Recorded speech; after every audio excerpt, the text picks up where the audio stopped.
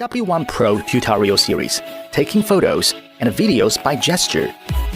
Firstly, by taking photos or videos, start W1 Pro and fly to certain height. Face to the front camera at a distance of 1.5 meters and put on V gesture. The aircraft starts to recognize the gesture and get ready to take photo. The screen will appear 3 seconds countdown, posing a photo pose. When the indicator light twinkles one time, means finish taking photos. Likewise, to take videos, face to the front camera at a distance of 1.5 meters and put out your palm for about 3 seconds. When the aircraft indicator keeps double flashing, the video taking starts automatically.